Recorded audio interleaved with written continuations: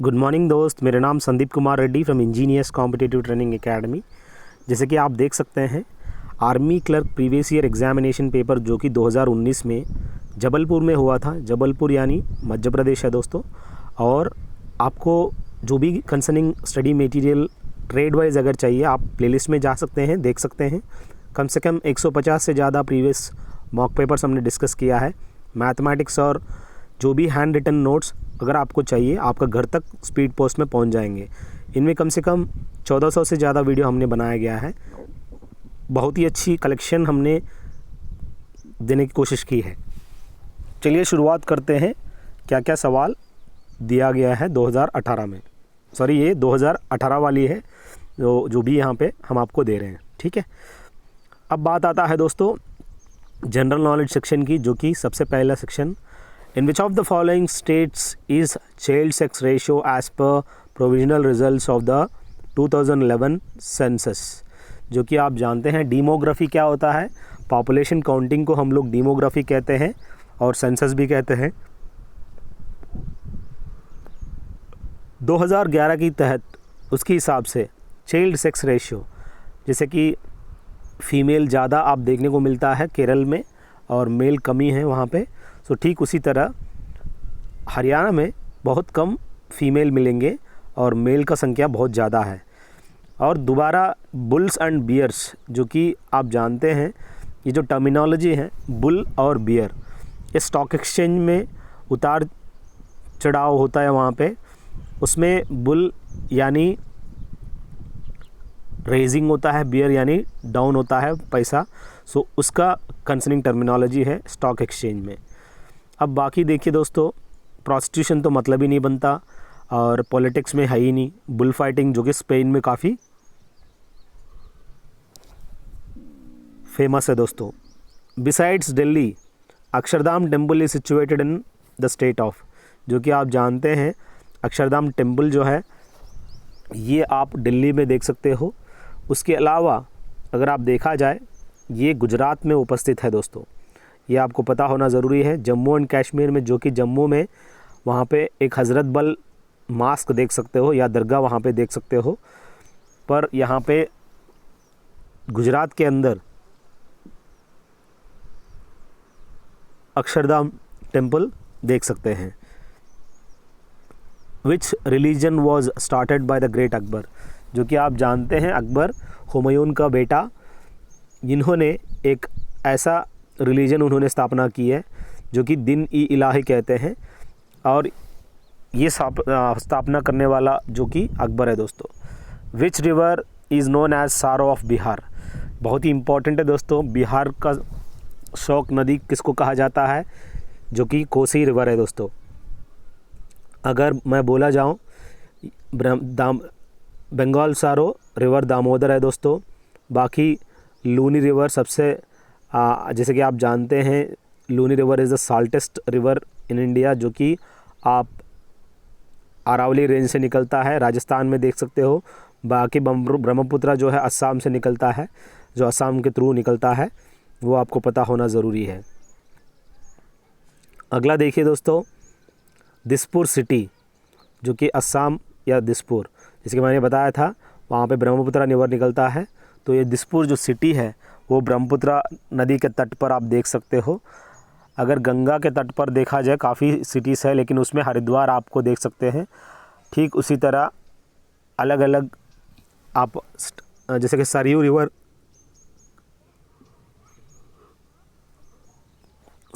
आप जानते ही हैं। सरयू रिवर के नदी के तट पर कौन सा शहर है, आप मुझे कमेंट सेक्शन में बताइए। जैसे कि यमुना जो है दिल्ली और ये आगरा आप उसी के तट पर देख सकते हो। देखिए नर्मदा जो है अमरकंटक से निकलता है, जो कि वहाँ से ऑरिजिनेट होता है। अगला जनरल साइंस अगर देखा जाए, आर्थराइटिस, जो कि आप जानते हैं घुटनों की या जॉइंट्स के पेन होता है दोस्तों। ये इन्फ्लेमेशन हो जाता है, सूजन आ जाता है जॉइंट्स में। आप चाहे एल्बोज़ हो चाहे घुटने हो, इन जगह आपको पूरा स्वेलिंग हो जाता है दोस्तों। किडनी, जो कि फिल्ट्रेशन ऑफ ब्लड हेल्प करता है। अब बात आता है इंसुलिन सेक्रेशन की, जो कि पैंक्रियास इंसुलिन सेक्रेट करता है। अगर इंसुलिन सेक्रेट अगर नहीं करेंगे आपको डायबिटीज़ मेलिटस या इंसिपिडस हो सकता है। बाकी लिवर जो कि लार्जेस्ट ग्लैंड अपना ह्यूमन बॉडी के अंदर, ये आपको पता होना ज़रूरी है। अगर वो ग्लैंड नहीं, अगर आर्गन पूछा जाए तो आपको स्किन बताना होगा, जिनको जैक ऑफ ऑल ट्रेड्स कहते हैं दोस्तों, स्किन को। अगला देखिए दोस्तों, the largest gland in the human body, जो कि सबसे बड़ा ग्लैंड पूछा गया है वो है लिवर है दोस्तों। अगर पूछा जाए लार्जेस्ट एंडोक्राइन ग्लैंड जो कि थायराइड, वो आपका एप्पल शेप में, सॉरी एडम्स एप्पल कहते हैं, और बटरफ्लाई शेप में देख सकते हो।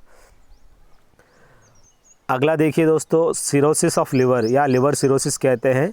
ये इसीलिए होता है ज़्यादा से ज़्यादा अल्कोहल यानी लिक्कर वगैरह पीने से उसको लिवर सिरोसिस हो जाता है।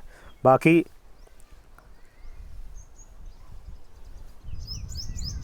कोकाइन और मॉर्फिन ये सब ड्रग्स है दोस्तों।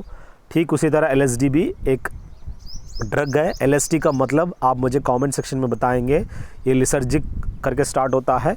LSD का अब्रिवेशन आप मुझे कमेंट सेक्शन में बताइएगा।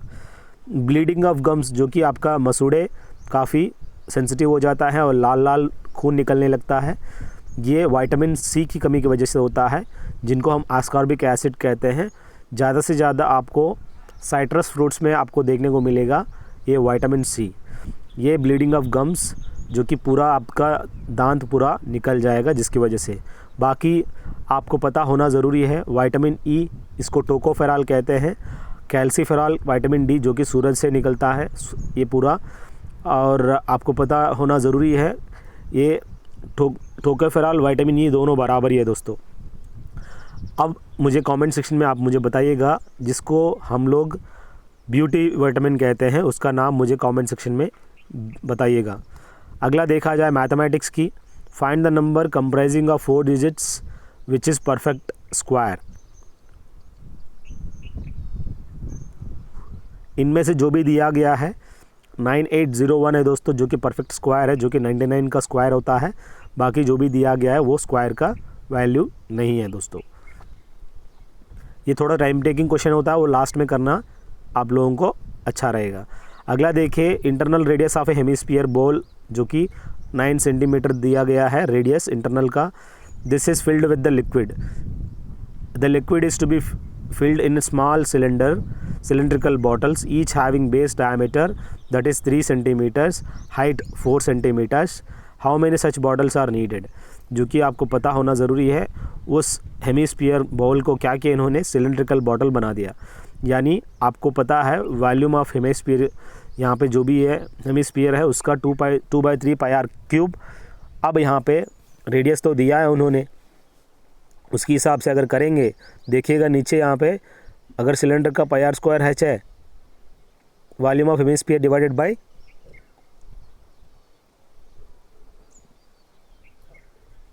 वॉल्यूम ऑफ सिलेंडर, जिसमें आपको आराम से करने से आपको आंसर आपका 54 बनेगा। यानी आप कुल मिला के उस तरह का बॉटल्स आप 54 बना सकते हैं। वैल्यूएशन चेक कर लीजिए किस हिसाब से हमने किया है, बस उसमें इंसर्ट किया है और कुछ नहीं है। आसान सवाल है दोस्तों। अगला देखिए, a³ - b³ by a² plus ab plus b², यानी ऊपर आपको a माइनस बी आपको देखने को मिलेगा, जो कि आपका आंसर यहाँ पे a³ - b³ divide by a³ plus b³। इसके हिसाब से 61/189 आपका आंसर मिलेगा दोस्तों, जो कि ये फ्रैक्शन आपको देखने को मिलेगा। अगला, find the greatest number which is divisible by 729 and 901 leaving the remainder 9 and 5 respectively. जो कि आप जानते हैं 729 से 9 रिमाइंडर अगर आ रहा है तो 720 वो नंबर बन सकता है। अगर 9 और 1 में से अगर 5 निकाल दें तो आपको 896 बन सकता है।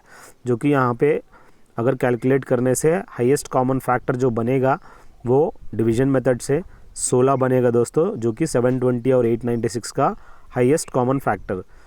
अगला देखिए, एक ट्रायंगल के अंदर if the value of one triangle is equal to the other 2 angles then what is the name of this triangle.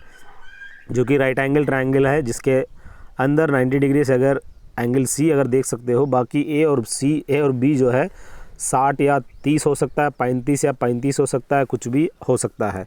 कहने का मतलब यही है, एक एंगल का जो सम है, बाकी दूसरा दोनों एंगल को मिलाने के बाद बराबर होगा, जो कि राइट एंगल में ही इस तरह का पॉसिबिलिटी आप देख सकते हैं दोस्तों।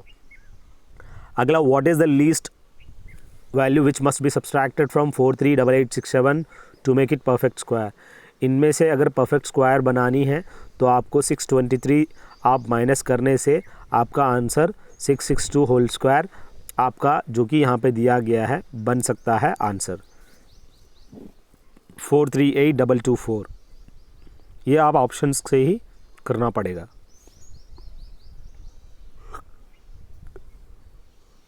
अगला सेक्शन डी है दोस्तों, जो कि कंप्यूटर सेक्शन है। Software design for a specific purpose is called. कोई भी सॉफ्टवेयर अगर डिज़ाइन करता है किसी भी स्पेशल टास्क के लिए या पर्पज़ के लिए, उसको हम एप्लीकेशन सॉफ्टवेयर कहते हैं। उस एप्लीकेशन जो है सिर्फ उसी के लिए बना हुआ है, बाकी सिस्टम प्रोग्राम तो है ही नहीं, असेंबली प्रोग्राम भी नहीं किए, वो प्रोग्रामिंग नहीं, ये क्या है, एक स्पेसिफिक डिज़ाइन किया है एक पर्टिकुलर ऑपरेशन के लिए, उसको हम एप्लीकेशन सॉफ्टवेयर कहते हैं दोस्तों। In the mail merge option user, यहाँ पे जो भी मेल मर्ज होगा उसके अंदर क्या होगा, लेटर्स, ईमेल मैसेजेस देख सकते हो, एनवेलप्स देख सकते हो, लेबल्स देख सकते हो, डायरेक्टरी देख सकते हो उस मेल मर्ज ऑप्शन के अंदर। बाकी जो भी दिया गया है ये आप देख लीजिएगा। कैन क्रिएट ए न्यू और use an existing address list, जो कि यहाँ पे दिया गया है वो बिल्कुल अलग है, इसका आंसर नन बनेगा, जिसकी वजह से उसके अंदर मेल मर्ज के अंदर आपको letters, email messages, envelopes, labels और डायरेक्टरीज देखने को मिलता है। अगला देखिए, जो कि TCP/IP यानी transfer control protocol internet protocol sweet होता है। विच of the following is an application in TCP/IP, जो कि आप SMTP है, जो कि इनका एप्लीकेशन है दोस्तों। अगला देखिए, storing same data in many places is called. Data को अलग अलग जगह पे स्टोर करते हैं, उसको हम लोग क्या कहते हैं, रिडंडेंसी, मतलब उसका सपोर्ट होता है, अगर एक उड़ गया तो दूसरा एक रिडंडेंसी होता है, यानी वो सब्स्टिट्यूट होता है। तो यहाँ पे जो भी स्टोरिंग सेम डेटा अलग अलग जगह पे, उसको हम क्या कहते हैं, रिडंडेंसी कहते हैं दोस्तों। अगला देखिएगा, what is responsible for storing up operating system. यहाँ पे स्टोरिंग अप ऑपरेटिंग सिस्टम के लिए क्या रिस्पॉन्सिबल है दोस्तों, जो कि read only memory basic input output system है दोस्तों, जो कि रिस्पॉन्सिबल है for the starting up of operating system. Which one is not an impact printer, जो कि आप जानते हैं लेज़र प्रिंटर है, आप जानते हैं ये इम्पैक्ट प्रिंटर नहीं है। बाकी जितने भी प्रिंटर्स है ये सब इम्पैक्ट है, लेज़र वाला इम्पैक्ट नहीं है, वो जस्ट टच करके निकल जाता है। डेज़ी व्हील आप जानते हैं, एक फूल के नाम पे, ये बहुत ही इंपॉर्टेंट क्वेश्चन है, ऐसी कौन सी प्रिंटर है जो कि फूल के नाम पे दिया गया, वो है डेज़ी व्हील। यही डेज़ी एक फ्लावर है जिसके नाम पे ये प्रिंटर, इम्पैक्ट प्रिंटर को बनाया गया है। बाकी डॉट मैट्रिक प्रिंटर आप जानते हैं, स्टेनो प्रिंटर भी वैसे आवाज़ आता है टच करके। अगला देखिए, इन MS Excel pressing control alpha does the following. MS Excel में जब कंट्रोल अल्फ़ा, जैसे कि हम वर्ड डॉक्यूमेंट में कंट्रोल अल्फ़ा प्रेस करेंगे तो होल डॉक्यूमेंट सेलेक्ट हो जाएगा, ठीक उसी तरह सेलेक्ट द एंटायर वर्कशीट, जो भी वर्कशीट आपने बनाया गया है वो पूरा का पूरा सेलेक्ट हो जाएगा दोस्तों। द पहला network that plant the seeds of internet was, जो कि सबसे पहले इंटरनेट ARPANET है दोस्तों, जो कि इंटरनेट का सबसे पहले, जो कि पहला network that planted the seeds of internet. Internet start होने से पहले ARPANET यूज़ करते थे, जो कि सबसे पहला है दोस्तों। The set of inter related components that collect, store and distribute information to support decision making and control in an organization best defines. ये इंफॉर्मेशन सिस्टम का एक डेफिनेशन है दोस्तों, जो कि इस इंफॉर्मेशन सिस्टम में क्या होता है, set of inter related components that collect, store and distribute information to support decision making and control in an organization that best defines, जिसको हम कहते हैं इंफॉर्मेशन सिस्टम दोस्तों। अब बात आता है दोस्तों अंग्रेज़ी का, बहुत ही अच्छी ये पैसेज है दोस्तों। It is undesirable that some useful analogies can be drawn between the relation system of computer mechanism and the relation systems of brain mechanism. ये बहुत ही इंपॉर्टेंट है दोस्तों। यहाँ पे कंप्यूटर मैकेनिज़्म और the relation system of brain mechanism अलग अलग है, जो कि आपको पता होना ज़रूरी है। The comparison doesn't depend upon any close resemblance between the actual mechanical links which occur in brains and computers can both be originals so as to solve problems. The mode of communication is very similar in both cases, so much so that computers can now be designed to generate artificial human speech, and even by accident to produce sequence of words which human beings recognize as poetry. The implication is not that machines are gradually human forms, but there is no sharp break of continuity between what is human and what is mechanical. जो कि human और mechanical के बीच में जो भी यहाँ पे story दिया गया है, कंप्यूटर जो कि आज के टाइम पे ब्रेन ऑफ द कंप्यूटर क्या है, CPU है दोस्तों, ठीक उसी तरह हार्ट ऑफ द कंप्यूटर जो कि माइक्रो प्रोसेसर है। ये मैकेनिकल और ह्यूमन जो भी यहाँ पे चल रहा है आज के टाइम पे, इस टेक्नोलॉजी के ऊपर ऐसे सवाल है। सबसे पहले देखिए, the similarity between the human brain and the computer would be categorize as, जो कि ये इमेजिन नहीं कर सकते हैं। जो आप इमेजिन कर सकते हैं, इंसान में एक क्षमता होता है पर कंप्यूटर में इमेजिनरी कैपेसिटी नहीं है। जो आप फंक्शनल दे रहे हो वो अपने आप इंटेलेक्चुअल है, स्ट्रक्चरल भी है और फंक्शनल भी है, ये सब है, लेकिन वो इमेजिनरी नहीं कर सकती है। जो आपने कमांड दिया बस वही काम करेगा। यही similarity between the human brain and the computer would be categorize. यहाँ पे डिसिमिलैरिटी जो कि यहाँ पे दिया गया है आप देख लीजिएगा। अगला देखिए, computers are able to perform many functions similar to those performed by the human brain only because the process of programming and communication are similar in both the cases.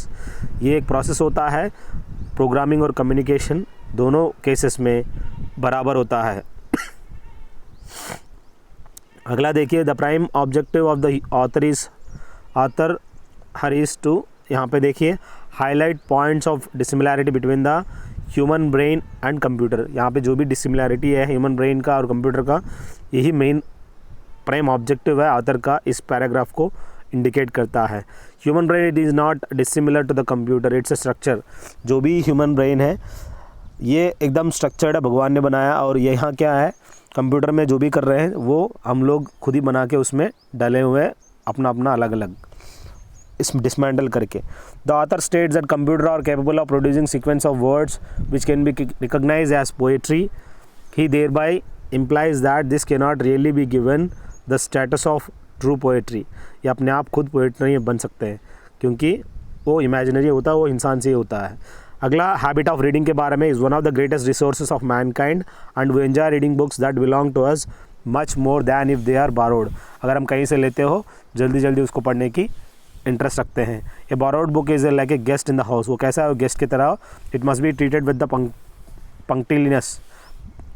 पंक्टिलियसनेस, यानी काफ़ी केयर के साथ आपको करना पड़ेगा। With a certain considerate formality you must see that it sustains no damage, it must not suffer while under one roof. इसको damage नहीं करना चाहिए, इसको अच्छी तरह से डील करनी चाहिए, अच्छी तरह से सेफ करके रखना चाहिए। You can not mark it, you can not turn down the pages. आप उसमें मार्क नहीं कर सकते हो या फाड़ नहीं सकते हो। You can not use it, treat them with that affectionate intimacy that annihilates formality. अपने हिसाब से जो किताब हम लोग खुद का किताब जो ट्रीट करते हो वैसे आप ट्रीट नहीं कर सकते हो, उसको एक फॉर्मेलिटी के साथ अच्छी तरह से ट्रीट करनी है। Books are for use not for show. You should own no book that you are afraid to mark up or afraid to place on the table, wide open face down. A good reason for making favorite passages in books is that this practice enables you to remember more easily the significant sayings, to refer to them quickly, and then in later years it is like visiting a forest where you once blazed a trail. So overall आपको किताब ऐसा पढ़ना है जहाँ पे important है आप वहाँ पे अंडरलाइन कर लो। अगला दोबारा जब वो अंडरलाइन इसलिए करते हो ताकि आप अच्छी तरह से रिमेंबर कर सके हैं। जब आप दोबारा जब कुछ सालों के बाद उस किताब को देखोगे तो लगना चाहिए कि मैंने इस पूरा एक जंगल की तरह जैसे मैंने छान मारा है इस पर, तो आपको एक ऐसा एक फीलिंग आनी चाहिए। अब सवाल देखा जाए, borrowed book is like a guest in the house because जो भी आपने कहीं से किताब लिया है वो कैसा है, गेस्ट इन द हाउस, क्योंकि आप इसको डैमेज नहीं कर सकते हो। पंक्टिलियसनेस का मतलब होता है अटेंटिव टू ड्यूटीज, एंड उसको हम कहते हैं आप अपनी ड्यूटी के साथ उसको निभाना है रेक्टिट्यूड के साथ। वी ट्रीट आवर बुक्स, हम अपनी किताब को किस हिसाब से ट्रीट करते हैं, with with familiarity with that removes formality.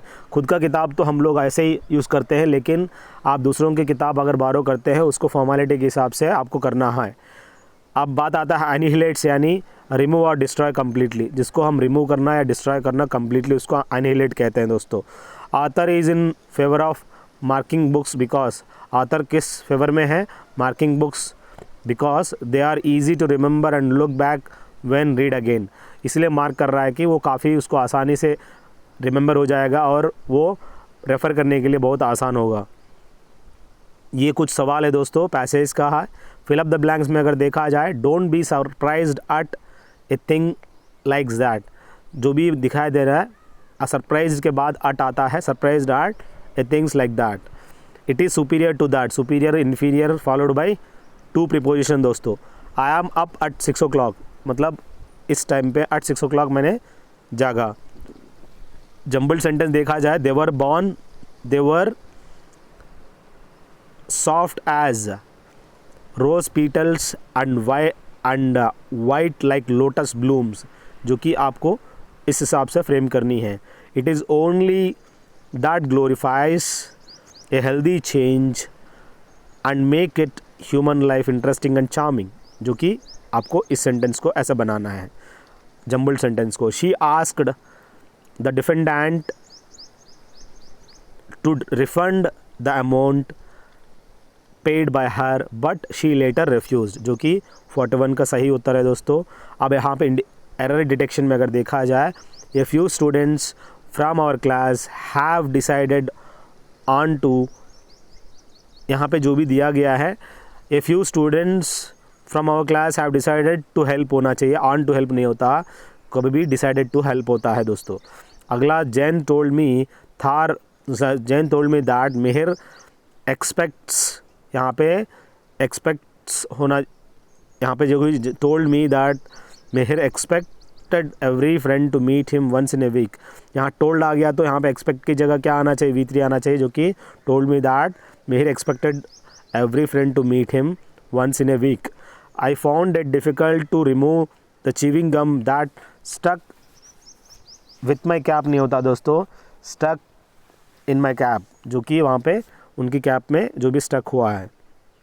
अगला देखिए दोस्तों, स्टक टू माई कैप भी कह सकते हो, डिपेंड करता है वहाँ पे दिया क्या है। अब फ्रेजल वर्ब अगर देखा जाए, आई होप, यहाँ पे जो भी है, I hope she should come आना चाहिए, शी विल कम आना चाहिए। यहाँ पे क्या कर रहा है? वो सोच रहा है, होप शी विल कम। सो जो भी यहाँ पे है, अश्योरेंस यहाँ पे दे रहा है, ये एक्सपेक्टेशन दे रहा है, तो यहाँ पे अश्योरेंस अगर होता है तो शुड होता है। Everyone must do that, everyone must do what he thinks best। so everyone दिया गया है, अगर one दिया जाता, one must do what one's thinks best, ये होता है, लेकिन यहाँ पे everyone must do what he thinks best करके आना चाहिए। one followed by one's होता है दोस्तों, everyone followed by his होता है या he होता है, ठीक है। everyone next, she, यहाँ पे देखिएगा, she use not to do this, she used not to do this. यहाँ पे जो भी होता है, यूज्ड कहाँ यूज़ किया जाता है? जो कि रेगुलर में सेक्शन में यूज़ किया जाता है, she used not to do this, इस तरह से यूज़ करना चाहिए। सिनोनिम्स और एंटोनिम्स अगर देखा जाए, एंटोनिम्स का एमर्ज यानी इसका मतलब होता है डेवलपमेंट, और उसका एंटोनिम देखा जाए डिसअपियर होता है दोस्तों। एंटोनिम ऑफ कर्ब यानी कर्ब का लिमिट करना या कंट्रोल करना, उसका अपोजिट देखा जाए अग्रवेट होता है दोस्तों। सिनोनिम कंसीड का क्या है? एक्सेप्ट करना, जो कि एडमिट होता है दोस्तों। ये सब चीज़ें कुछ आप लोगों को काफ़ी हेल्पफुल रहेगा। कहीं ना कहीं मिस्टेक हुआ हो तो मुझे कमेंट सेक्शन में बता सकते हैं, सर ये नहीं होगा, ये होगा, तो it is okay, because I am also not the master of all things. So this is my mobile number guys, if you want 2100 PDF of GK and GS, आप मुझे कॉल कर सकते हैं। It's a free of cost, you will be given by message, telephonically आपको दिया जाएगा। Thank you guys, have a good day, have a great life. जो भी मैं क्वेश्चन पेपर्स अपलोड कर रहा हूँ, I am doing my best of my knowledge, जितना हो सके उतना मैं करने की कोशिश कर रहा हूँ। अगर आपको लगता है कि sir there is something lagging, so आप मुझे मैसेज कर सकते हैं, जिससे मैं उसके ऊपर वर्कआउट करूँगा। Thank you guys, have a good day, have a great life.